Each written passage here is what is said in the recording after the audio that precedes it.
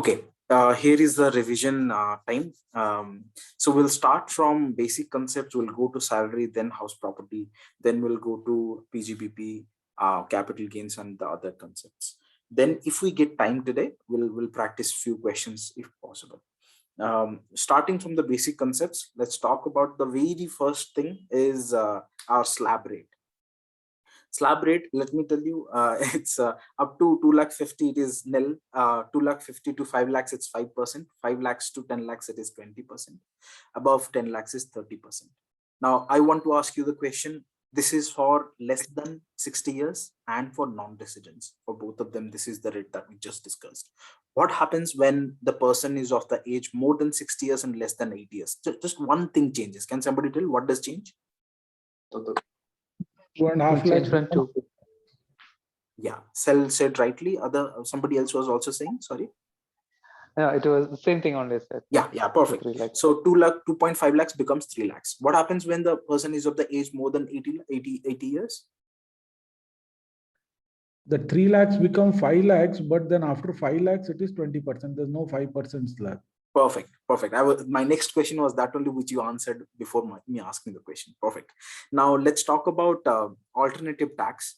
Alternative tax, I had given one shortcut. Does anyone remember how to remember that? Alternative tax? Or if not, then however you are remembering, can somebody please tell what is the alternative tax slab rate? So it is 0 to 2.5 nil. Yeah. 2.5 to 5 lakh is basically tax on the 2.5, yeah, which is 5%. Yeah. Then that 5 ka jo 5% is that plus whatever is the 5 to 750 on yeah, that it is 10%. Yeah. And then 750 to or 7,50,000 to 10 lakhs, it is the top whatever we got total plus 15%. Yeah. 10 to 12.5 again what we got on the top plus 20%. Yeah. And 12.5 to 15 is 25%, and 15 and above is whatever we get there. Perfect. 30%. So that is absolutely correct. The shortcut that I had told was, write a table in which you take the numbers in the left side, 2,50,000, increase that 2,50,000 each time by 2,50,000 only. So next one will be 5 lakh, next one will be 7,50,000, next one will be 10 lakhs, and so on and so forth. On the right hand side, you start with 0, then 5%, increased by 5%. 0, 5, 10, 15, 20, 25. That way also we can do it. Okay. Now that is done, let's quickly move on to, okay, any questions as of now? No. Perfect. Let's talk about the rebate, please. There was a rebate available to an assessee of income less than 5 lakhs. If your income is less than 5 lakh, you can claim 12,500 as a rebate. Yes, that is perfect. 12,500. Now, if your income is more than 5 lakhs, will you receive the rebate? No. So that is important. So if it is 5 lakhs or more, 5 lakhs or more, yes. So even if it is 5 lakhs, you would not get even a single penny rebate. However, if it is 4,99,999, all of your tax will be exempted. So be careful about that. Let's talk about agricultural income. There was a certain way of calculating the tax on when you have agricultural income and other than agricultural income. Mind you, this can be there can be a best 6 marks question that can come from the agricultural income part. So this calculation, please do practice at least one question before tomorrow. So can somebody remember what was this calculation? We were calculating, adding something, then we were calculating the tax on it, then we are adding something else to the basic exemption limit, then we are calculating the tax, then we are deducting that, something like that was happening. Any So it was like income from agriculture, plus income from other sources. Yes. And calculate that, add both the income, calculate the tax for the slab rate. Yeah. And then basic exemption plus agriculture income. Yeah. Calculate the tax as per the slab rate. Yeah. And then subtract the total tax earlier tax and then this perfect. executed tax. That is absolutely perfect. Just one follow-up question. What about the education cess? Will you include it in those times when you are calculating? No. You will Education not. cess, the education cess 4% will be calculated on the net taxable income, Perfect. which will come Perfect. after subsidy. Perfect. Any questions, guys? No, right? We have calculated on the net tax, not taxable income. Yeah, net tax. Yeah, that's right. If you are calculating on the final income, then that will be a separate calculation. Let's not go deep into that. That will be a whole different discussion. Okay, I got carried away. So let's talk about now export profit. What was? I have one question here, please. Dheeraj. Yeah, please. So basically, while we are talking about agriculture income plus other income, so this other income is from the other sources, not like some of the not the income from, like there was a question, right? In agriculture itself, there is some agriculture income plus some commercial income, right? 60%, 40%, like that. So that case also this is applicable, or this is applicable when the income is from other sources? Both the cases are applicable. When you have agricultural income and any other income. So any other income. So it be from the agriculture processing only. Be it from the agriculture processing, because agriculture processing becomes a PGBP income. Okay, so that is also another head. Yeah. So understood. that is why any other type of income, this formula, this calculation method will come into picture. So you so there you have a table, right? And we have a different percentage for different kind of processing, rubber, coffee. So do you think we need to remember it, or sir will give this percentage? No, we will have to remember, but I don't think there will be a question on this, to be honest. That's why I'm ignoring it also. So this was the case where if there is a rubber business, by default, it is partly agriculture, partly business income. And it is very difficult to determine how much is agriculture income, how much is business income, which is why Income Tax Department has given clear instructions how much percentage will be taking as agriculture income, how much percentage will be business income. I don't think, honestly, I don't think there will be a question on this. Let's avoid it. Let's not remember too much. Yeah, if you can, then that's amazing. Yeah, please. But the percentage will be confusing. But yeah, this percentage will not be given in the question. Never be given in the question. Yeah. So let's move on to export profit. Can somebody remind me about export profit? What happens with it? Was there any exemption available for it? Let me just remind you, what was the export profit? When you have a company or an office or a factory in a SEZ unit, then the government provides some benefits to you. I'm asking you for those benefits only. What was that? No problem. Let's look at it. Export profit. Yeah, please. Yeah, so basically this export profit is basically applied to, as you said, SEZ firms only. Yeah. And then if the SEZ firm is of first 5 years, it will be 100% exempted. Yeah. And it's like the next 5 years, it will be 50%. And then furthermore, it will be calculated, which we are not considering as of now. Now, what is this 100%? What is this 50%? The profit, the export profit, which will be calculated. No, I got that. 100% of export profit, I got that. What are you calculating by taking 100% or 50% of the export profit? What is this? The exemption. This is the exemption value. Okay. Yeah. So now, how do we calculate the export profit?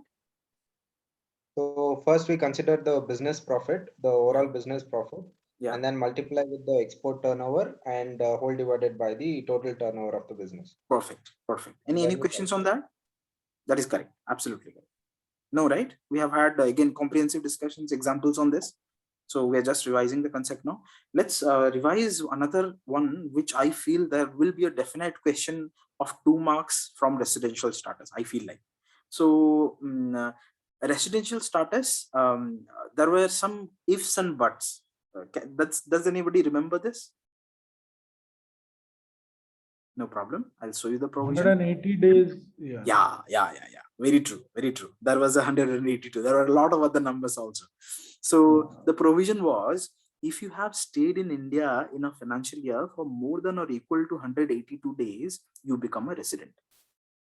So in a financial year, you are staying more than 182 days, then you are becoming a resident. Now I have covered this part. Okay, this part. Let's go to the no side. If you have not stayed, still you can be a resident. When? If you have stayed more than 60, at least more than or equal to 60 days, and you have stayed 365 days in 4 preceding financial years. So in the last year 60, in the 4 preceding years, it is 365.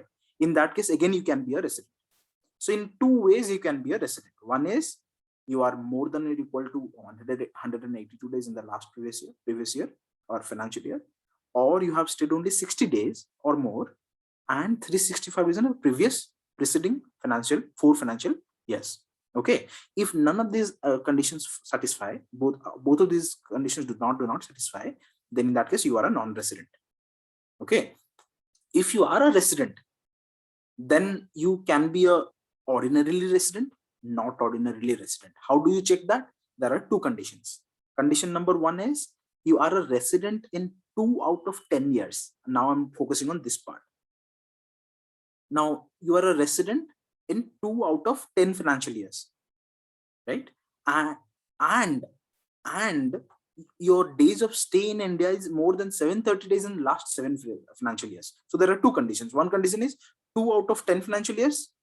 Another one is 730 days in last 7 financial years.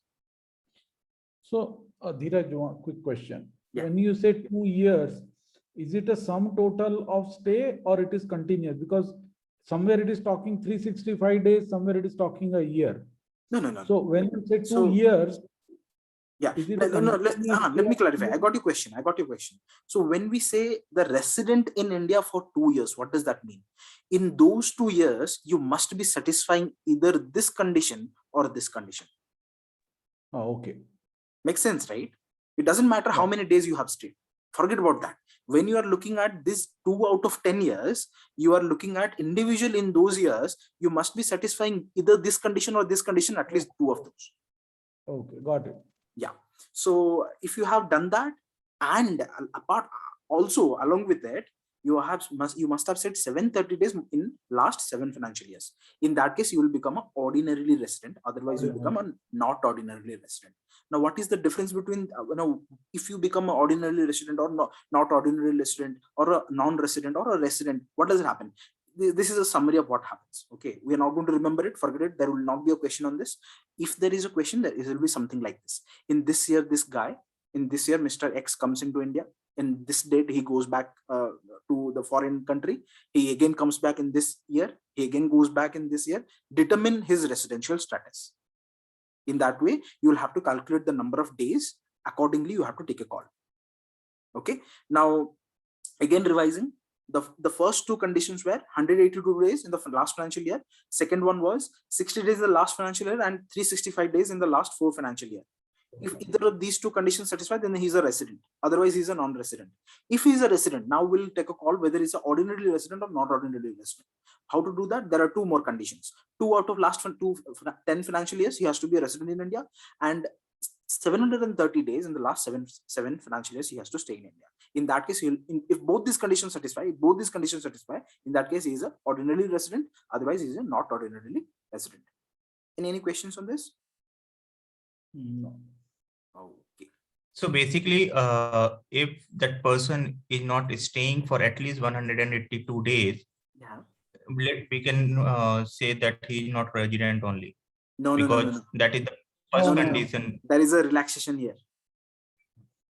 Even if he has not stayed 182, 60 days or 365 days in 4 years. Yeah. Preceding 4 years. Yeah.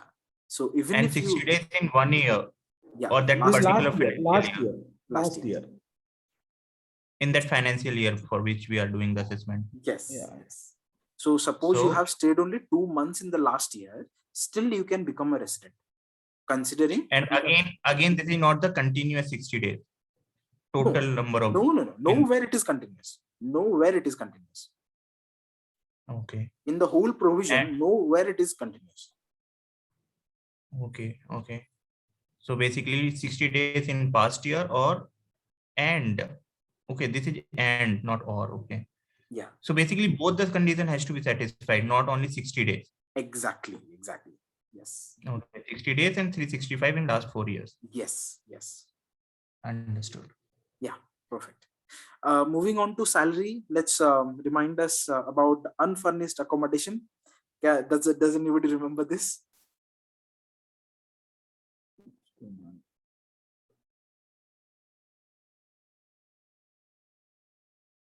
Now you must be feeling the importance of revision. One time you used to remember these numbers. It must be difficult now. So let me remind you, the unfurnished accommodation, we are deciding the taxable value of it. How do we determine the taxable value? There was a separate calculation if the accommodation is hired or leased by the employer. There was a separate calculation for if the accommodation is owned by the owner. If it is owned, in that case, we'll look at the population. If the population is exceeding 25 lakhs, in that case, 15% of the salary will be the 15% of the salary will be the taxable value of the unfurnished accommodation. And if it is 10 lakhs to 25 lakhs, in that case, 10% of the salary will be the taxable value of the unfurnished accommodation. If it is less than 10 lakhs, what is less than 10 lakhs? Population is less than 10 lakhs. In that case, 7.5% of the salary will be our taxable value of unfurnished accommodation. In the other side, if it is hired, then the actual rent paid or 15% of the salary, whichever is lower. In this case, the salary is the basic salary plus DNS allowance if it forms part of the retirement benefits plus bonus, commission, fees, all taxable allowances. Does everybody remember this? 15, 10, 7.5 and the other side is 15. There is that 25 lakhs, 10 lakhs. Is it the region population? Sorry, come again. Exceeding 25 lakhs population and everything. This is the region population, is it? Yeah, city population. City, okay. City population. Yeah. Okay. Now we're not discussing the rent-free furnished accommodation. So we are moving on to the interest-free loans. This was a simpler one. Do you think this is important, Dheeraj? There will be or can be a question from salary which will be included in the case studies. Now, other parts of the questions do have options to it. 3 out of 5, 2 out of 4, etc. But the case study, we don't have any option. If there will be a question from this, then we have to either way do it. So what I had thought was to revise the salary first, then we'll move on to our PGBP and capital gain and other provisions. Once we are done with it, then we'll, if we have time, practice a question on PGBP and capital gain. So that's why let me just finish this off quickly, and then we can discuss that other one. Sure, because those were done recently, so those are still in mind. Yeah, I know. So we have to sum up everything together. So valuation. So in case of an interest-free loan, it is the rate as per SBI, whatever rate that is given by the SBI minus the rate provided by the employer into the loan balance that we have in the beginning of the year. That will be our taxable value of this perquisite. Basically, what we are saying is that anything that is extra compared to the market rate should be taxable. Absolutely. The interest. That's the logic. Absolutely. So what, or I can say this, that the income tax department needs the employer to give the interest, give the loan at the same rate as given by SBI. Yeah. So, okay, moving on to movable asset when it is sold by the employer to his employee. So here the concept of depreciation was there. If the asset is sold, used asset is sold by employer to employee, we had 3 different types of equipments. One is electronic equipment, motor car, and other assets. In case of electronic equipment, we allow, the Income Tax Act allows 50% depreciation, motor car 20% depreciation, other assets 10% depreciation. Only difference is here the other assets 10% depreciation is on straight line method. The other 2 are WDV, written down value method. And the formula to calculate the perquisite value is actual cost minus the depreciation as the rate as per the asset respectively. Whatever amount we get, we deduct the actual recovery that the employer has made from the employee, and the balance will be taxable. So Dheeraj, for suppose they give that they purchased the car 2 years back. Yeah. So we have to calculate depreciation and WDV for that particular year, right? So if it was given in 2 years back, no, it must have been taken care of 2 years back. We won't be calculating in this year. Makes sense, right?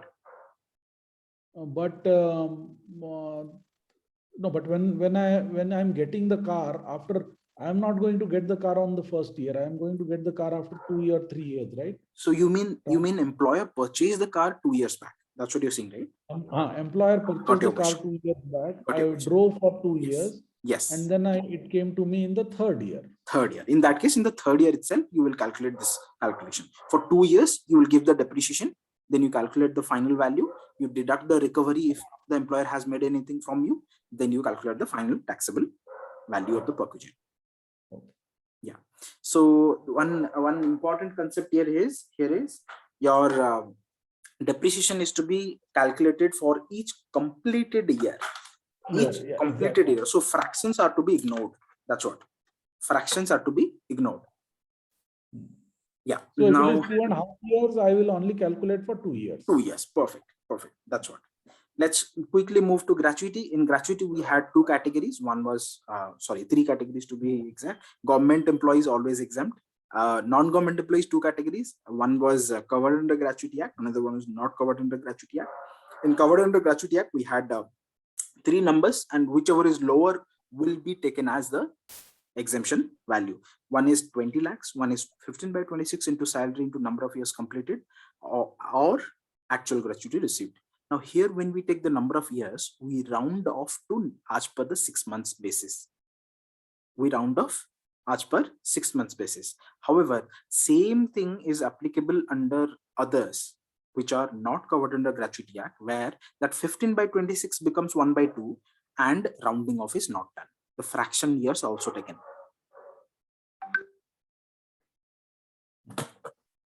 Any questions as of now? Okay. Quickly moving to leave encashment. Government employee, again, fully exempt. In case of non-government employee, we had this bigger calculation. There were 4 values. Number 1 was 3 lakhs, 10 into average salary, actual leave encashment received. Then the other calculation was number of completed years into 30, or actual if less. We deduct then credit availed. The final value, we multiply the salary per day. That value, whichever is the lower of all these 4, that will be our exemption value for a leave encashment. Okay. Now quickly moving to commuted pension. Government employees again fully exempt. Non-government employee, we had 2 categories: receiving gratuity, not receiving gratuity. If he is receiving gratuity, the exemption amount will be 1 by 3 into commuted pension divided by portion commuted. Similarly, for if he is not receiving gratuity, it will be 1 by 2 into commuted pension divided by portion commuted. Gift, if it is less than 5,000, fully exempt. If it is more than or equal to 5,000, fully taxable. So that is not a deduction. If it is even 1 rupee more, it will be fully taxable. Please remember that can be a question from this. So in the case study, there can be a definite question where business profession parts are there. Then another item is given as gift received for 5,100 rupees. Should it be included in the other sources or should not be included? So yeah, that becomes another.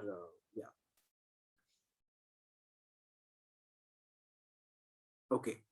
Now quickly talking about the movable assets. If the asset is given for personal use by the employee, now this is different from the sell. Sell is when the employer is selling of the asset to the employee. Here we are just using the asset. In that case, laptop or computer completely exempt, no tax.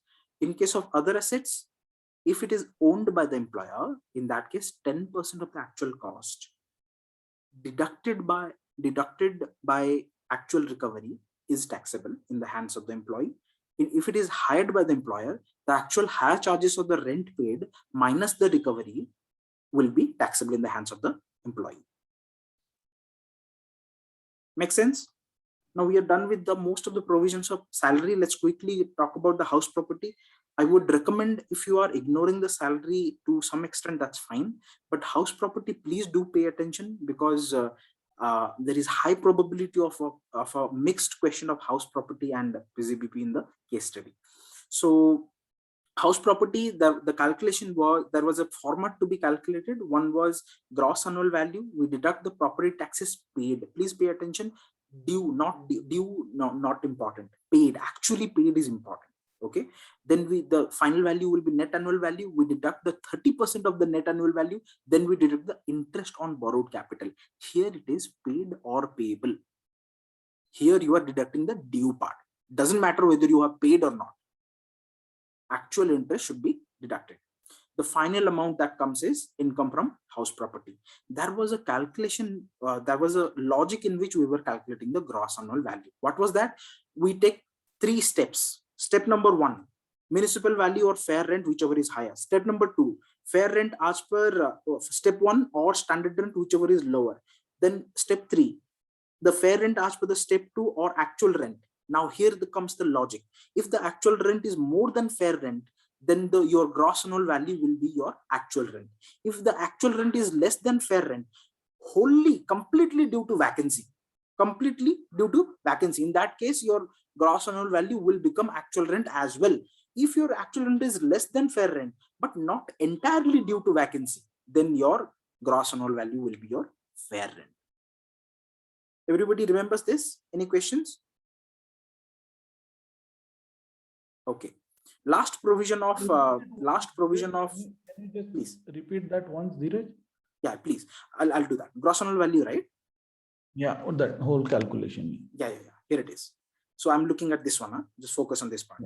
There are 3 steps: municipal value or fair rent, whichever is higher. Fair rent as per step 1 or standard rent, whichever is lower. Fair rent as per step 2 or actual rent. Now we are comparing. If the actual rent is more than fair rent, then it is the actual rent. If the actual rent is less than fair rent, entirely due to vacancy, in that case, also actual rent. If the actual rent is less than fair rent, not entirely due to vacancy, in that case, the fair rent becomes the GAV.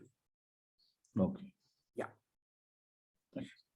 So, Dheeraj, one more question. So wherever this fair rent or standard rent is not given, we can simply ignore that particular step, right? Yes, absolutely. Just take actual rent. Yeah, absolutely. So moving on to the interest on borrowed loan, this interest that we discussed just now here in this part, there was one provision where if you have started your construction and you completed your construction after some years, right? Now, during the period of construction, you are not allowed to take benefit of the interest. Now, in those years, however, you are allowed from the year in which the construction is completed. So suppose our construction is completed in the month of June of 2020. From 2020 will be allowed the deduction. That means you will capitalize all the interest and distribute it in the next 5 years in order to claim the deduction. Again, 5 years is important. So cumulative amount of interest that you have paid during the period of construction of a particular house property, you will be allowed deduction for it in 5 consecutive years from the year in which your construction is completed. Make sense? Yes. Yeah. Any questions, guys? No. So basically, suppose I've been constructing house for 3 years. Yeah. And I've accumulated the interest of say 3 lakhs. Correct. Okay. Now when I start paying my thing, this 3 lakh becomes my interest on the first year. And if I am doing only 1 lakh payment, then 1 lakh from this will get deducted as for next year, right? No. It will be 3 lakhs divided by 5. No matter when you pay, when you don't pay, 3 lakhs it has to be divided by 5 only. Yes, 50,000 will be allowed in the first, second, third, fifth years. 60,000 per year what we will have to pay. Yes. And if the total interest goes above 2 lakhs for that particular year, then that 60,000 is gone, right? Yes, you're right. There is a limit to the interest on part. 2 lakhs is the limit. Yeah, that is correct. It's given here in the below only, below that. Yeah, very true. Interest on borrowed loan. Yeah. Okay, thanks. Yeah, sure. Okay, quickly moving to PGBP now. We are done with salary and house property very quickly. It was 80% or 85% of the provisions. We have not covered few rest of it because again, it is not important for us. So quickly coming to PGBP. In PGBP, we first of all discuss the depreciation. Can somebody tell me the provisions of additional depreciation, please?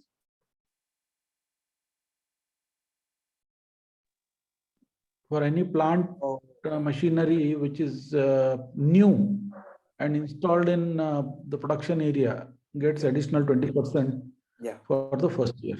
What happens if it is put to use for less than 180 days? Half of that. And the rest half? Next year. Perfect. Now, what was the rate for buildings? 10%. 25% is the rate for which asset? Intangible. Perfect. Plant and machinery, there were 3 categories. What are those and what are the rates? Computer, books, and other machineries. Others. Rates are? 40, 40, 15. Perfect. Perfect. Thank you. But guys, you can also utilize the time. This is the perfect way to revise seriously, to remember. Otherwise, and then the exam hall itself will not be remembering these numbers. And trust me, there are so many numbers now. You get confused when you see the question in that particular hall. And you know, the nervousness also plays a big role there. So if you're not sure about a number, you'll again jumble things. You will take number from the other provision and put it here and you'll do the calculation. So please do revise. If you want to, please answer my questions. Let's talk about. I have one question, Dheeraj. Please. On enhanced depreciation. Yeah. So basically, there are 3 conditions, right? The machinery should be new, and should not be placed in office or in personal use, right? Yeah. So basically, let's say there was a question I was doing and I was having a doubt. New computer purchased and installed in a Bing. Yeah. Okay. So that Bing can be in a factory as well, right? Yeah. So in that case, extended enhanced depreciation should be allowed, right? Correct. If it is installed. Yeah. That is correct. Okay. Maybe we can discuss later. Actually, in that question, it was not there. So maybe some other. No. I got it. I got your point, what you're saying. Then again, it depends on your assumption, isn't it? If the answer they have calculated taking the assumption that the bin is in the office, in that case, it will not be allowed, right? Yeah, in office it is not allowed. In factory it is allowed. So it depends on the note that you provide along with the answer. Okay. So if you're providing the note, and if it is not there, then we have to mention this in while we are writing it. Absolutely. And this logic applies to all the concepts. Income tax is so broad that often it will happen the question cannot give you full information. Here and there, few assumptions you have to take. Whenever you are taking assumption, please take a note of it. Immediately write down somewhere, so that you can further, after you complete the question, you can rephrase it, but at least write something so that you won't forget that. Yes, sure. And similarly, let's say new car purchased. Yeah. So enhanced depreciation will be applicable in that? No. Another exception is any office appliances or vehicles. Vehicles are exempted from additional depreciation. Okay. So on a new car or any movable or vehicle. Okay. Correct. That is correct. Okay. Dheeraj, can you quickly explain this, the problem that you are currently displaying? I mean, selling 2 different assets together. Sometimes we sell them together, sometimes we don't. So that difference. I'll come there. The block of assets, I have not started it. I'll ask only. Somebody else will answer for sure your question. So before I do that, let me ask one more question I had in mind. Was 1 second. Okay, I forgot only because I got distracted to this. Okay, let's talk about sale of plant and machinery.